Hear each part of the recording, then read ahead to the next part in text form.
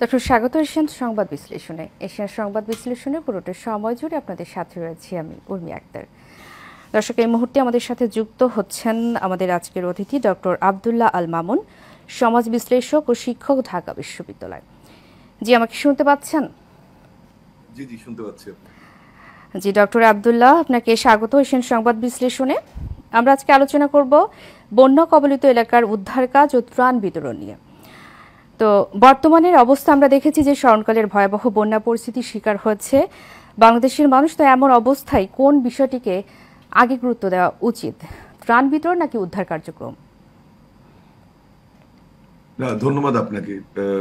আমি এই ঢাকা বিশ্ববিদ্যালয় থেকে যে ত্রাণ এবং উদ্ধার কার্যক্রম চলছে তার সঙ্গে যুক্ত। ওখানকার বাস্তব যে পরিস্থিতি সেটি সম্পর্কে আমি কিছুটা ওয়াকিবহাল।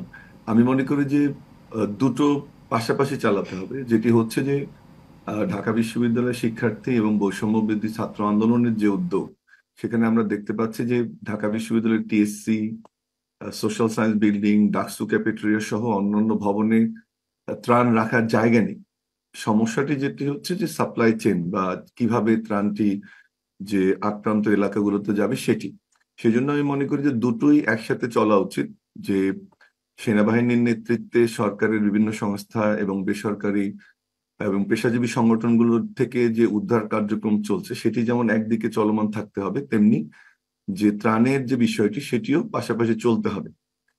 গতকালকে আমরা জানি যে আমাদের শিক্ষার্থীরা, বিশেষ করে বৈষম্য বিরোধী ছাত্র আন্দোলন এবং ঢাকা বিশ্ববিদ্যালয়ের বিভিন্ন শিক্ষার্থীরা আমাদের কুমিল্লা, নোয়াখালী, ফেনী, লক্ষ্মীপুরের বিভিন্ন অঞ্চলে গেছে। যেটি হচ্ছে যে একদিকে যেমন উদ্ধার করা।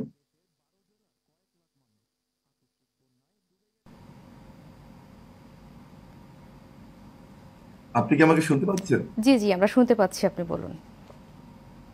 আমি একটা নয়েজ শুনতে পাচ্ছিলাম। জি, আপনি শুনতে পাচ্ছেন এখন? জি জি, আমরা শুনতে পাচ্ছি, আপনি জি, বলুন। যেটি বলছিলাম যে দুটোই পাশাপাশি হতে হবে আমাদের। যে সংবাদটা আমরা পাচ্ছি মাঠ থেকে, কারণ আমাদের বিভিন্ন, শুধু ঢাকা বিশ্ববিদ্যালয় নয়, বিভিন্ন শিক্ষার্থীরা সেখানে যে কাজ করছে এবং অন্যান্য পেশাজীবী সংগঠন বা ভলান্টারি অর্গানাইজেশন গুলো, যে একদিকে যেমন আটকে পড়া মানুষের সংখ্যা আছে, তেমনি একইভাবে বিভিন্ন মানুষের খাদ্য সমস্যা আছে এবং আশ্রয় কেন্দ্রগুলোতে খাবারের সমস্যা আছে। এই জন্য আমি মনে করি দুটো পাশাপাশি চলতে হবে। জি, ঢাকা বিশ্ববিদ্যালয় থেকে যে ত্রাণ সমন্বয় করা হচ্ছে এবং সারা দেশ থেকে এটি কিভাবে সমন্বয় করছেন? যে ঢাকা বিশ্ববিদ্যালয়ের ইয়েটা আমি বলি একটু, যে যেটি করা হয়েছে দুই ভাবে হচ্ছে এখান থেকে। ত্রাণ এবং দুর্যোগ ব্যবস্থাপনা মন্ত্রণালয়ের সঙ্গে যুক্ত হয়ে বৈষম্য বিরোধী ছাত্র আন্দোলন তাদের মতো করে করছে, এবং সেখানে শুধু ঢাকা বিশ্ববিদ্যালয় নয়, দেশের বিভিন্ন বিশ্ববিদ্যালয়ের শিক্ষার্থীরা অংশগ্রহণ করছে, সরকারি বেসরকারি সব বিশ্ববিদ্যালয়। যেটি করা হচ্ছে যে মন্ত্রণালয়ের সঙ্গে যোগাযোগ করে আপনার একটা সাপ্লাই চেইন ডেভেলপ করার চেষ্টা করা হচ্ছে। যে শিক্ষার্থীরা ত্রাণ নিয়ে যাচ্ছে ট্রাকে করে, এবং পরবর্তীতে সেনাবাহিনী এবং স্থানীয় প্রশাসনের মাধ্যমে ত্রাণগুলো যে যে জায়গায় প্রয়োজন সেই জায়গাগুলোতে দেয়া হচ্ছে। এখানে একটি বিষয় গুরুত্বপূর্ণ, যে অনেক এলাকাতে আহ, স্রোত অনেক বেশি, এবং ছোট্ট ডিঙ্গি নৌকা বা ছোট নৌকায় পৌঁছানো খুবই দুঃসাধ্য। সেজন্য সেনাবাহিনী বা স্থানীয় প্রশাসনের সহায়তা নেওয়া হচ্ছে। আরেকটা হচ্ছে যে গতকাল থেকে আমার জানা মতে যে টিওনো এবং ডিসি অফিসগুলো এর সঙ্গে যুক্ত হয়েছে। আর যেটি করা হচ্ছে যে একটি প্রক্রিয়া, যে একটা টিম যখন যাচ্ছে, যদি ত্রাণ শেষ হয়ে যায়, তারা যদি কোনো দুর্গম এলাকায় থাকে বা কোনো ডিস্ট্রিক্টের যে কোনো এলাকায় থাকুক, তারা ত্রাণ শেষ হওয়ার পরে তালিকা করে আসছে এবং সাথে সাথে কিন্তু আরেকটি টিম যুক্ত হচ্ছে। আমি গতকাল রাতের একটি উদাহরণ দিই, যে তখন রাত বোধহয় 3:30 কি 4টা, আমি ক্যাম্পাস থেকে এসেছি 4টার দিকে। তখন আমরা দেখলাম যে একটা টিম, একটা বাচ্চারা ত্রাণ বিতরণ শেষে জাস্ট ফিরেছে, আবার ত্রাণ নিয়ে আরেকটা ট্রাকে উঠেছে। সো দৃশ্যটা এরকম যে বিরামহীন ভাবে আমাদের শিক্ষার্থীরা সহ অন্যান্য যে শিক্ষার্থীরা এটাতে ইনভলভ, তারা কাজ করার চেষ্টা করছে। নতুন আরেকটি আপডেট আপনাকে আমি দিতে চাই আপনার মাধ্যমে দর্শকদের, যে কোঅর্ডিনেশনটা এখন আরো বেটার হচ্ছে প্রথম দিকের চেয়ে। এবং আপনি জেনে খুশি হবেন যে এখন বিভিন্ন হাসপাতালের ডাক্তার এবং বিভিন্ন মেডিকেল কলেজের শিক্ষার্থীরা যুক্ত হচ্ছে। কারণ বন্যার পানির কিছুটা নেমে যাচ্ছে, অলরেডি কয়েকদিন অবস্থান করার জন্য সেখানে স্বাস্থ্যসেবার প্রয়োজন হচ্ছে।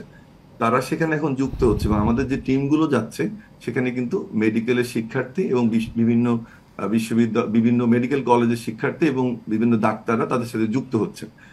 আরো একটি আপডেট আপনাকে দেই, এবং একটি ভালো খবর যে ফার্মাসিউটিক্যালস কোম্পানিগুলো তারা নিশ্চিত করেছে যে এই বন্যা উপদ্রুত এলাকায় বা বন্যা আক্রান্ত এলাকায় যে ঔষধের প্রয়োজন হবে তারা বিনামূল্যে ঔষধগুলো দেবে।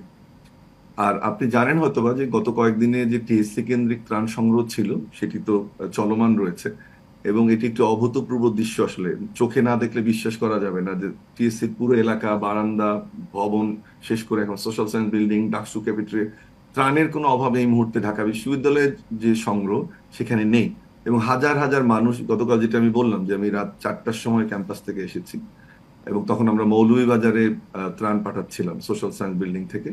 তখন আমি দেখেছি, যখন টিএসসি ঘুরে এসেছি আমি তখনও দেখেছি যে শত শত মানুষ ব্যক্তিগত উদ্যোগে, সাংগঠনিক ভাবে, কেউ অর্থ, কেউ বিভিন্ন পণ্য, শুকনো খাবার, পানি, স্যানিটারি ন্যাপকিন, অন্য অন্য ম্যাটেরিয়াল সব কিছু দিয়ে যাচ্ছে। সো এখন সাপ্লাই চেনটা সঠিকভাবে পৌঁছানোটাই মূল চ্যালেঞ্জ।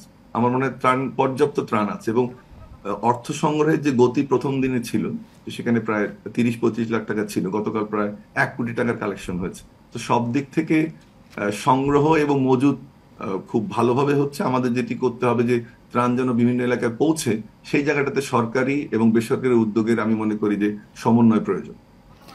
জি, ডক্টর আব্দুল্লাহ আল মামুন, অসংখ্য ধন্যবাদ আপনাকে আমাদের সাথে যুক্ত হওয়ার জন্য।